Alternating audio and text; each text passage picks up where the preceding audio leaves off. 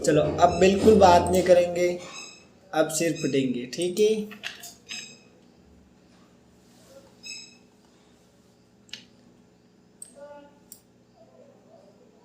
सुन लेना आराम से, फिर अपनी लास्ट में क्वेरी बता देना, ठीक है। पहले सुन लेना, यानी कि जो भी समझाना चाहता हूँ वो समझ जाना, ठीक है। क्या? चलो आज काम उल्टा कर लेते हैं, पहले मैं पूछ लेता हूँ। सबसे पहले अपना लेसन नंबर है 3। लेसन नंबर कौन सा है? 3, इतिहास का है ना, इतिहास का ये। यस। लेसन का नाम है बंधुत्व, जाति तथा वर्ग। क्या नाम है लेसन का? बंधुत्व, जाति तथा वर्ग। इसमें बात की गई है आरंभिक समाज के बारे में, यानी कि शुरू में समाज कैसा था, किस प्रकार के नियम कानून थे, या स्त्रियों की स्थिति, पुरुषों की स्थिति, शासन कैसे होता था, ये सारी चीजें इसमें डिस्कस कर रखी है। क्लियर बिल्कुल कि नहीं? पहले जो हमने लेसन पढ़ा था उसमें हमने क्या देखा था? मध्य आर्थिक और राजनीतिक जीवन देखा था। क्या देखा था? आर्थिक और राजनीतिक जीवन, यानी कि आर्थिक व्यवस्था, लोग अपने आजीविका के लिए क्या करते थे और राजनीति उस समय किस प्रकार से की जाती थी, ठीक है। तो ये चीज हमने प्रीवियस क्लास में देख ली थी। फिर एंड में हमने देखा था कि कुछ लोग जो कर नहीं देना चाहते थे, या मतलब जो डिफरेंस थे, गांव में नहीं रहते थे, ऐसे लोग जंगलों में जाके रहते थे, पशुपालक हो सकते हैं, इसके अलावा भी कुछ घुमंतु कृषि करने वाले हो सकते हैं। इन सभी की बात हमने प्रीवियस क्लास में की थी। उसमें हमने डिटेल में देखा था कि ये लोग जो होते हैं जंगलों में रहते हैं, इनको कर नहीं देना पड़ता है, या फिर ये मतलब उस व्यवस्था से घबरा जाते हैं, जो राजा की शासन व्यवस्था होती है उससे घबरा जाते हैं, और ये कहाँ चले जाते हैं? जंगलों में चले जाते हैं, और वहीं पर खेती करते हैं, जो भी अपना धंधा होता है वो करते हैं, मस्त रहते हैं, कोई टैक्स नहीं देना। आज तो जंगल में रहो तो टैक्स देना है, कोई भी सामान लाओगे तो पैसा तो ऐसे टैक्स चला जाएगा सरकार के पास, ऐसे कह सकते हैं। क्लियर बिल्कुल। फिर संपत्ति का असमान वितरण और विभिन्न प्रकार की सामाजिक विषमताएं, ये अक्सर हमें देखने को मिली। यानी कि वंश का जो मेन जो भी होता है ना, उत्तराधिकारी, वो मतलब किसको माना गया था? पुत्र को माना गया था, और मतलब धीरे धीरे ये डिफरेंस होने लगे थे, इसे कह सकते हैं। कुछ ग्रंथों की बात करें तो वो सामाजिक व्यवहार को भी दिखाते हैं और समाज का चित्रण देते हैं कि पहले का जो समाज था वो कैसा था। इसको ऐसे समझ सकते हैं, ठीक है। या ग्रंथ हो सकता है या कोई अभिलेख हो सकता है। ग्रंथ और अभिलेख किसी भी समुदाय के प्रति यही चीज दिखाते हैं कि पहले का जो समाज है वो कैसा था। जैसे एक समृद्ध और शक्तिशाली ग्रंथ जिसकी हम बात करें, महाभारत। क्या है? महाभारत। अब महाभारत की यदि हम बात करें तो इसमें 1 लाख से भी ज्यादा श्लोक दे रखे। कितने श्लोक दे रखे? 1 लाख से भी ज्यादा श्लोक दे रखे। और इस ग्रंथ की रचना कब हुई थी? 1000 वर्ष पूर्व हुई थी। कब हुई थी? 1000 वर्ष, मतलब इतना समय लगा था इसको, इस ग्रंथ को बनाने में, ठीक है। मतलब आज शुरुआत कर रहे हैं तो लगभग 1000 वर्ष तक, मतलब इसमें कुछ चीजें जुड़ती रही, तभी तो इतने श्लोक हो गए। बाकी कोई ऐसा इंसान थोड़ी है कि इतने श्लोक ऐसे यार लिख दिया हो गए, नहीं। एक कविता लिखने में हमें बहुत सी चीज़ें की ज़रूरत रहती है, मतलब बहुत दिमाग की ज़रूरत रहती है। तो ये महाभारत लिखने में तो सबसे बड़ी बात है। क्लियर? नेक्स्ट, अब ये जो ग्रंथ है महाभारत, इसमें सामाजिक समुदाय के बारे में बता रखा है, उनके आचार व्यवहार किस प्रकार थे ये बता रखा है। ये सारी चीज़ें उसमें क्या कर रखी है? बता रखी है। नेक्स्ट जो बिंदु है, महाभारत का समालोचनात्मक संस्करण, यानी कि जिसके बारे में हम बातचीत करते हैं उसकी। अब 1919 की बात है। कब की बात है? 1919 की। संस्कृत का एक विद्वान था जिसका नाम था V.S. सुकनथाकर। क्या नाम था? सुकनथाकर। अब इसने एक परियोजना शुरू की, यानी कि महाभारत का समालोचनात्मक संस्करण तैयार किया। समालोचनात्मक यानी तुलना करना, कि मतलब क्या परिवर्तन है, या मतलब तुलना करना, सीधे से कह सकते हैं। जैसे इस बच्चे में तेरे में तुलना कर लो, तो उस रियल कंडीशन में या फिर उस ग्रंथ से रिलेटेड तुलना करना कि इसमें क्या लिख रखा है और वास्तविक स्थिति किस प्रकार की थी, सारी चीज़ों का मिलान किया गया। जैसे कोई भी बच्चा फेल हो जाता है तो वो देखता है रिजल्ट में कि यार नंबर कहाँ गए, या कहाँ नंबर उड़े, या ग्रेस लगा तो किसमें लगा, अब किसको पढ़ना है, सप्लीमेंट्री आता है वो देखता है यार इसमें डापा पड़ गया, ठीक है। जबकि नियम पहले से निर्धारित होते हैं कि इसमें इतने अंक लाने अनिवार्य है, ये बच्चा शायद ध्यान में कहीं ना कहीं नहीं रखता है इसीलिए डाउन हो जाता है। तो वो मतलब एक तो जो ग्रंथ था वो, और उस समय की कंडीशन और विभिन्न प्रकार के और साक्ष्यों को सभी को मिलाया गया और मिलाकर एक निष्कर्ष निकाला गया, ऐसे कह सकते हैं, ठीक है। अब ये जो काम हुआ था, इस काम को करने में टोटल कितना टाइम लगा था? 47 साल। कितने साल?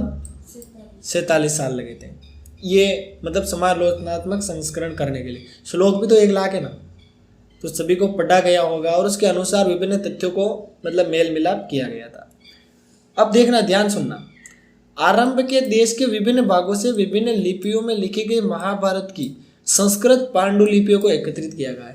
यानी कि महाभारत पांडुलिपियों पर लिखी गई थी। किस पर? पांडुलिपियों पर। तो अब उनको एकत्रित किया गया और उन सभी चीज़ों को मिलाया गया और ये सारी चीज़ें देखी गई। अब देखो सुनना, परियोजना पर काम करने वाले विद्वानों ने सभी पांडुलिपियों में पाए जाने वाले श्लोकों की तुलना करने का एक तरीका ढूंढ लिया। यानी कि ये क्या करना चाहते थे? तुलना करना चाहते थे। अब उन्होंने उन श्लोकों का चयन किया जो लगभग सभी पांडुलिपियों में पाए गए थे। यानी कि मतलब पांडुलिपियाँ अलग होती है और मतलब महाभारत का जो वो ग्रंथ है वो पूरा अलग होता है। तो फिर उन पांडुलिपियों की तुलना इन्होंने किससे की? उस महाभारत के ग्रंथ से की। तो अब फिर 13,000 पृष्ठों पर फैले अनेक ग्रंथ खंडों में किया। यानी कि अलग अलग मतलब इन्होंने पार्ट बना लिया और ये काम इन्होंने करना प्रारंभ किया। अब इनको रिजल्ट क्या मिला इतना काम करने से? पहली बात, संस्कृत के कई पाठों में अनेक अंशों में समानता थी। यानी कि पांडुलिपियों में और महाभारत का जो ग्रंथ है इसके श्लोकों में समानता मिली। यानी कि कुछ कुछ चीज़ें मिली, या ऐसे कह सकते हैं अब श्लोक लिखे होंगे उस समय की कंडीशन पर लिखे होंगे, उस वहाँ का समाज कैसा था उसके अकॉर्डिंग लिखे थे, तो वो चीज़ें सिमिलर मिली, ऐसे कह सकते हैं।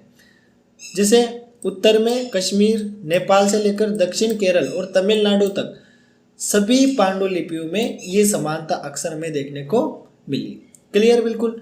महाभारत के प्रेषण में क्षेत्रीय प्रभेद भी उभर कर आए। यानी कि अलग अलग प्रभेदों का संकलन मुख्य पाठ की पाद टिप्पणियों और परिशिष्टों के रूप में किया गया। अब ये विभिन्न चीज़ें जो मैच की गई इसको अपन ज़्यादा पढ़ेंगे नहीं क्योंकि ये आएगा नहीं, अपने ज़्यादा काम का नहीं, ठीक है। जो काम का था वो मैंने बता दिया, ठीक है। ये काम का नहीं ज़्यादा, जो काम का था वो मैंने बता दिया, ठीक है। समालोचनात्मक अध्ययन अगर पूछता है तो अपन इतना सा मटेरियल लिख सकते हैं आराम से, ठीक है। नेक्स्ट, इन ग्रंथों में जो कुछ भी लिखा गया था वास्तव में उसी तरह से उसे व्यवहार में लाया जाता होगा, ऐसा हम मान सकते हैं।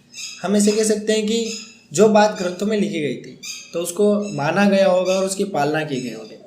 कालांतर में विद्वानों ने पाली, प्राकृत और तमिल ग्रंथों के माध्यम से अन्य परंपराओं का अध्ययन किया। मतलब अलग अलग ग्रंथों को भी उन्होंने देखा और उसके अनुसार देखा कि पुराने समय समाज में कैसी कैसी परंपराएं थी, ये वो जानना चाहते थे, ठीक है। नेक्स्ट, अगला हमारा बिंदु है बंधुता और विवाह। कौन सा बिंदु है? बंधुता और विवाह।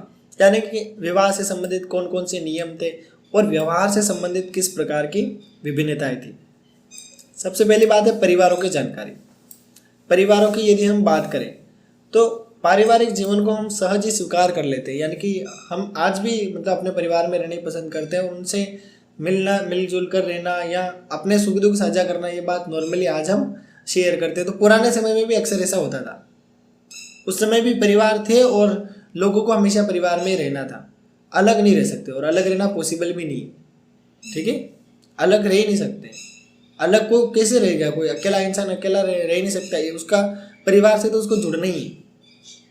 क्लियर? ऐसे कह सकते हैं। अभी आएंगे बहुत सारे एग्जाम्पल डिस्कस करेंगे। अब यहाँ पर एक स्टेटमेंट है, सभी परिवार एक जैसे नहीं होते हैं। बिल्कुल सही बात है, नंबर्स अलग अलग होते हैं, कभी कई मेंबर ज़्यादा होते हैं, कई मेंबर कम होते हैं। दूसरा, रिलेशन, परिवार में एक दूसरे से जो रिलेशन होते हैं वो भी अलग अलग होते हैं और क्रियाकलाप भी परिवार के अलग अलग होते हैं। कोई परिवार क्या काम करता है, कोई परिवार क्या, मतलब ऐसे कह सकते हैं कि सभी परिवारों में समानता नहीं पाई जाती, सभी परिवारों में विभिन्नता पाई जाती है। अब परिवार के जो लोग होते हैं एक साथ भोजन कर लेते हैं और अपने संसाधन होते हैं उनको मिल बांट के उपयोग कर लेते हैं, ऐसे कह सकते हैं। अनुष्ठानों को साथ ही संपादित करते हैं, यानी कोई भी मतलब अनुष्ठानिक कार्य होता है घर में तो सभी परिवार के लोग शामिल रहते हैं। किसी की शादी भी हो, कोई भी काम हो, ठीक है, या कोई हवन ही कराना हो या घर का उद्घाटन ही हो, लेकिन उस स्थिति में परिवार के सभी लोग मिलकर क्या करते हैं, अपना सहयोग देते हैं। क्लियर? बिल्कुल।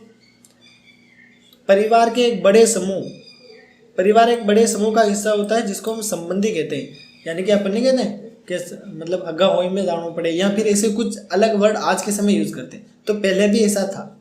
हर एक परिवार एक बड़े समूह से जुड़ा रहता। आज भी अपने रिलेशन होता है कहीं दूर अलग अलग गांव में, तो हम वहाँ भी आते जाते रहते। तो पुराने समय में भी ये कॉन्सेप्ट था, ऐसे कह सकते हैं। चल के हाँ जा सकते, नहीं देखा समुद्रों द्वारा व्यापार हो सकता है तो हम क्यों नहीं जा सकते? इतना दूर दूर व्यापार हो सकता है तो हम क्यों नहीं जा सकते? जा सकते।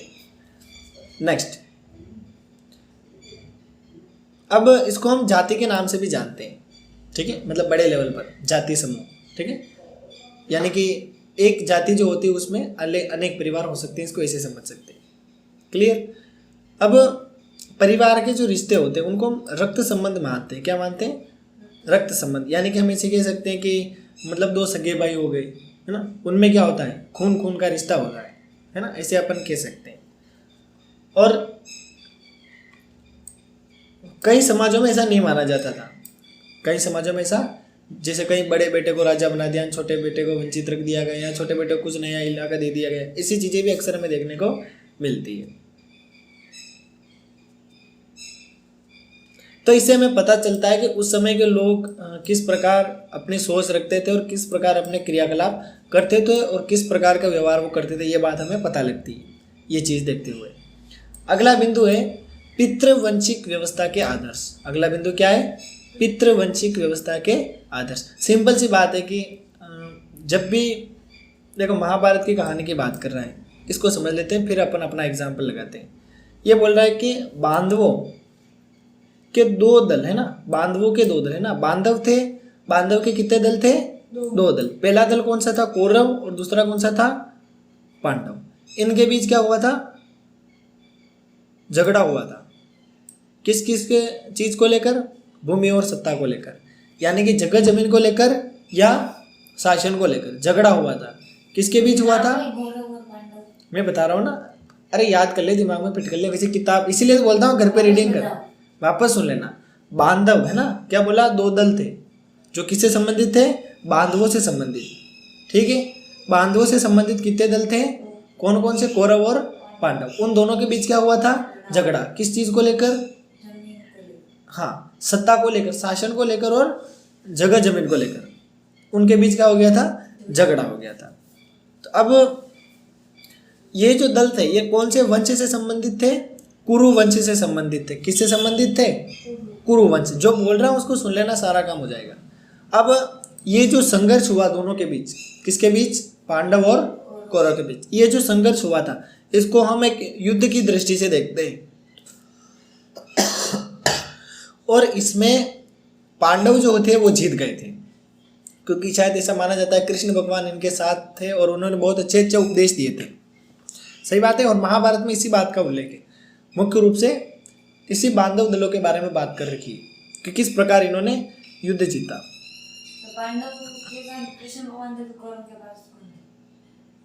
कौरव के पास पता नहीं है,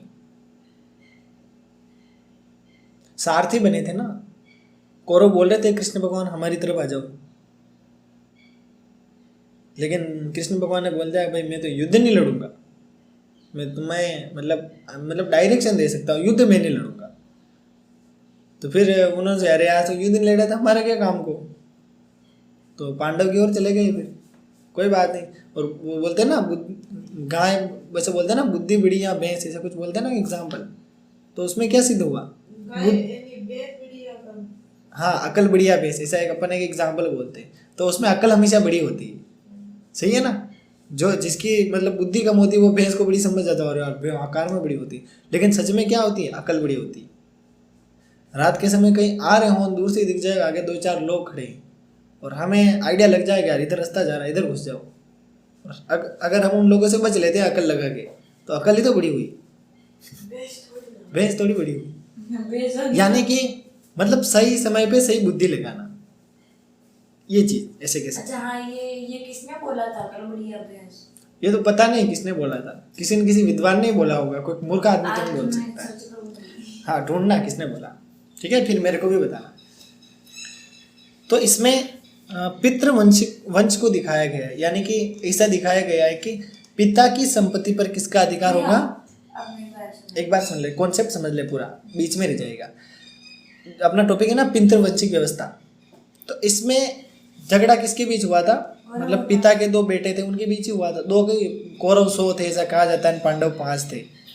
तो इतने के बीच क्या हुआ था, मतलब एक पिता के इतने बच्चे और उनके बीच क्या हुआ था, झगड़ा हुआ था। तो इससे हमें एक चीज समझ आती है, सुनो, इससे हमें एक चीज समझ आती है।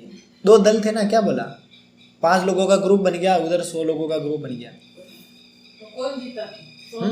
अभी बताया ना, 5 लोग जीते। हाँ क्योंकि वो सामने वाले भैंस थे। ठीक है, तो तुम आइडिया लगा सकते हो। यस, तो यहाँ पर हमें एक चीज, अपन को इस स्टोरी से ज़्यादा कोई काम नहीं, इससे हम सिर्फ एक कॉन्सेप्ट समझना है। कॉन्सेप्ट क्या है कि ये चीज़ क्या दिखाती है, पितृवंशिक व्यवस्था को दिखाती है, यानी कि पिताजी की संपत्ति किसके बीच बट जाएगी, बच्चों के बीच। बस यही समझना है हमें, ज़्यादा इस कहानी से अपना को लेना देना नहीं।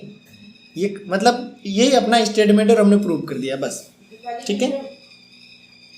इससे हमें पता लगता है कि पितृवंशिकता की रचना पहले भी मौजूद थी, यानी पहले से इससे संबंधित क्या पता कोई नियम कानून हो सकता है। और महाभारत की ये जो कथा है, इससे हमें स्पष्ट रूप से पता लग जाता है कि ये चीज़ पहले भी प्रचलित थी। सिंपल सी बात है कि पिता की मृत्यु के बाद उस संपत्ति पर किसका अधिकार रहता है, उसके पुत्रों का अधिकार रहता है। क्लियर बिल्कुल, बस इतनी सी बात है। आ जाओ,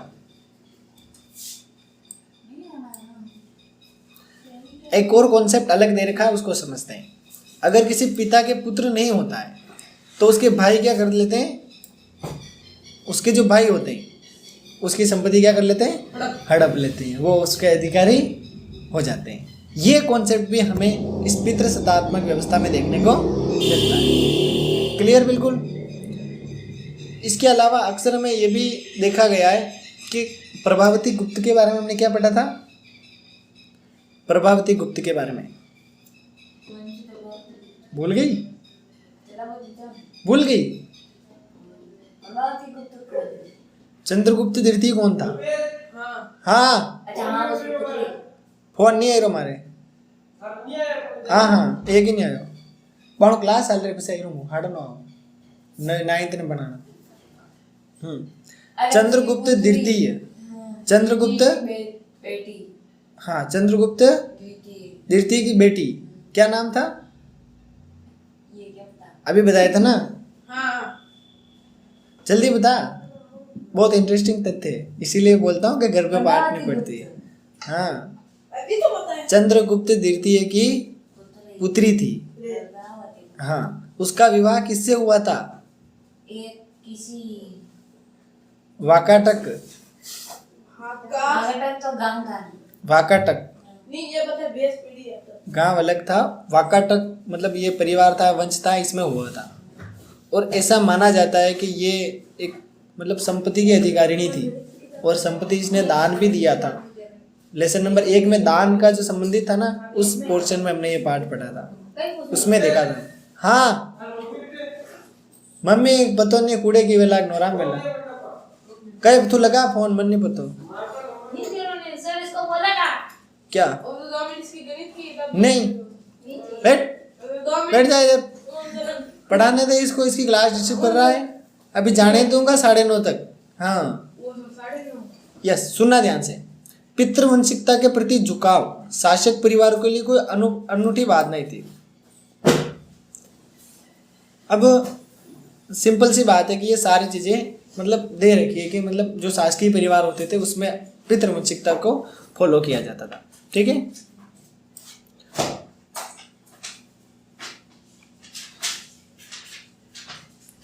अब ये जैसे कर्म उत्तम पुत्रों के का प्रजनन, इससे संबंधित ये कुछ स्टेटमेंट दे रखा है, इसको देख सकती है। ठीक है, इसमें यही दे रखा है कि जो पुत्री होती है वो मतलब उसकी गोत्र को, मतलब पति की गोत्र को ले लेती है बाद में, ऐसा कुछ है।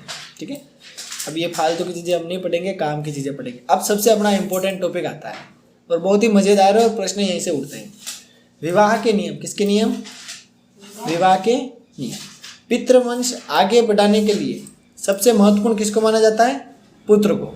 इसमें पुत्रियों को अलग तरीके से देखा जाता है, यानी कि पितृवंश आगे बढ़ाना है तो सबसे ज़्यादा महत्व किसको दिया जाता है? पुत्रों को दिया जाता है। आज के समय ये चीज़ नहीं है, बहुत ही कम है ना। आज के समय तो जब संविधान बना है उसके बाद से महिलाओं को भी संपत्ति का अधिकार दे रखा है ना, उनके हिस्से में भी कुछ संपत्ति आ जाती है। लेकिन पुराने समय का कॉन्सेप्ट बता रहा हूँ, ऐसा होता था।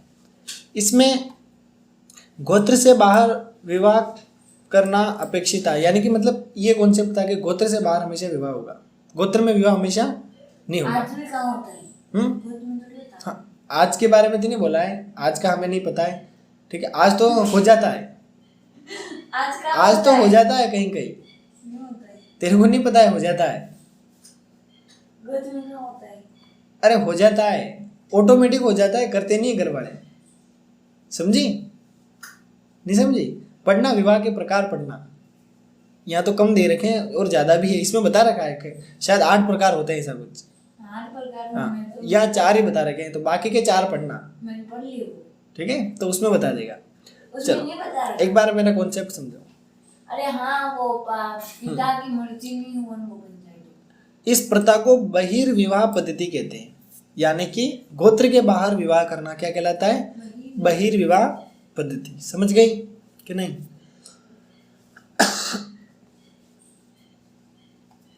ऊंची प्रतिष्ठा वाले परिवारों की कम उम्र की कन्याओं और स्त्रियों का जीवन बहुत सावधानी से नियमित किया जाता था। उनका उचित समय पर और उचित व्यक्ति से विवाह कर दिया जाता था, यानी इसके लिए मतलब हमेशा सावधानी रखते थे या ऐसा काम वो जल्दी कर लेते थे, ऐसा कह सकते हैं। ठीक है, फिर यहाँ पर विवाह के प्रकार देख लो, कितने प्रकार दे रखे? अंतर विवाह में वैवाहिक संबंध समूह के मध्य ही होते थे। ठीक है, अंतर विवाह में मतलब एक समूह के मध्य ही विवाह होते थे। ठीक है, एक समूह एक गोत्र अथवा कुल या एक जाति या फिर एक ही स्थान पर बसने वाले लोगों का हो सकता है, यानी कि ये बात कर रहा है कि समूह ना, या तो एक गोत्र का समूह हो सकता है या फिर एक जाति का समूह हो सकता है, ये सिखाना चाहता है। ठीक है, तो अंतर विवाह किससे संबंधित है बताओ? मतलब गोत्र के अंदर ही विवाह करना है ना, उससे संबंधित हो सकता है। अगला बिंदु है बहिर्विवाह। बहिर्विवाह में क्या होता है? गोत्र से बाहर मतलब विवाह करना। और अगला बिंदु है बहुपत्नी प्रथा। इसमें पत्नियां ज़्यादा होती है, पुरुष एक ही होता है। और बहुपति में इसमें क्या होता है? एक स्त्री के अनेक पति होते हैं, जैसे हमने महाभारत में देखा है ना, द्रौपदी के कितने पति थे? हाँ, तो उससे संबंधित है, दे रखा है, क्या करें। उनकी माँ ने बोला था इसलिए। वो तो उनकी अब माँ ने बोला था। और जब वो कुछ अलग से खेल खेलते थे उसमें भी दाव लगाते थे, है ना, एक दूसरे को, मतलब पहले खुद को दे दिया फिर दूसरे को दे दिया, ऐसे जगह पहले जगह लगाते थे फिर ये लगाते थे। पहले अरे वो कुछ शतरंज जैसा खेलते कुछ ना, चलता था दाव ना। लगाए थे, छुट्टी खेलते हैं। हाँ, उसमें हर कुछ दाव पे लगा देते। आज के समय सिर्फ पैसा खत्म हुआ बाद दिवाली हो गया, पहले तो खुद को इंसानों को दाव पे लगा देते थे, अक्सर ऐसा। में उसको दे दिया था। हाँ, ये चीज अपन कह सकते हैं। नेक्स्ट, इन चीजों को देखते हुए जो ब्राह्मण थे उन्होंने विस्तृत आचार संहिताएं तैयार कर ली। कौन सी संहिताएं? अच्छा, यानी कि इससे संबंधित नियम कानून बना लिए अपने हिसाब से। जैसे इन्होंने कुछ ग्रंथों की रचना की थी जो हमने लेसन नंबर 1 में भी देखे थे, धर्मसूत्र और धर्मशास्त्र। अब संस्कृत ग्रंथ है ये, और इसके अलावा मनुस्मृति। ठीक है, इसमें भी ये सारी चीजें लिख रखी है। अब ये जो ब्राह्मण थे ये कुछ नियम बना लेते, इन नियमों की पालना सभी को करनी रहती, और सामाजिक संबंध भी उस समय अत्यधिक जटिल थे और उनसे संबंधित सारी बातें इसमें लिखी जाती। धर्मसूत्र और धर्मशास्त्र सुनना, किसके अनुसार? धर्मसूत्र और धर्मशास्त्र, सुन रही है? धर्मसूत्र और धर्मशास्त्र, इसके अनुसार विवाह के कितने प्रकार बताए गए हैं? 8 प्रकार, यानी 8 प्रकार से कोई भी व्यक्ति क्या कर सकता है, विवाह कर सकता है और कोई भी महिला विवाह कर सकती है। पहले 4 जो है उसको अच्छा माना गया है और बाकी को अच्छा नहीं माना गया है, ऐसे कह सकते हैं। अगला है स्त्री का गोत्र, है ना, ये मैंने अभी बता दिया था थोड़ा सा। स्त्री का गोत्र, इसमें क्या होता है कि जैसे ही किसी स्त्री का विवाह हो जाता है उसके बाद पिता की गोत्र छोड़कर वो किसकी गोत्र अपना लेती है, पति की गोत्र अपना लेती है। ये बात इसमें दे रखी है और कुछ एग्जाम्पल सातवाहन से संबंधित दे रखा है, ठीक है। उसके अलग अलग कुछ एग्जाम आगे देख ले। अभिलेखों में अभिलेखों से सातवाहन के राजाओं के नाम देखो, ये दे रखे हैं नाम, राजा गौतमी पुत्र सीरी सातकर्णी, यानी कि ये मतलब गोत्र का नाम साथ में जोड़ रखा है ना। सारे 5-7 नाम दे रखे हैं, इनको देखना पता लग जाएगा, ठीक है। देखो, एक सातवाहन राजा तथा उसकी पत्नी सातवाहन राजाओं की आकृतियां बहुधा गुफाओं की भित्तियों पर उत्कीर्ण है। यानी कि सातवाहन जो राजा थे ना, ये क्या करते थे, मतलब जो गुफाएं होती थी उन पर विभिन्न प्रकार दीवार पर कुछ भी उत्कीर्ण कर देते, उनसे रिलेटेड कोई भी चित्र उकेर सकते, फिर वो भिक्षुओं को दान दे देते थे। तो उससे हमें ये जानकारी मिली है, ठीक है। ये दे रखा है, देखो, गौतमी पुत्र अर्थात गौतमी का पुत्र, गौतमी और वसीदी स्त्रीवाची नाम है।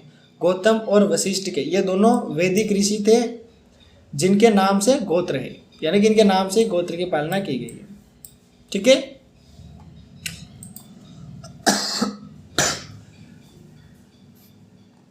देखो, पेज नंबर 60 पे दे रखा है ना, अभी ढूंढेगी फिर। सातवाहन राजा बहुपत्नी प्रथा को मानने वाले थे। किसको मानने थे, जाने मुँह पे आम बने मने नहीं पत्तो है, मने नहीं पत्तो है, देऊं तो यूं।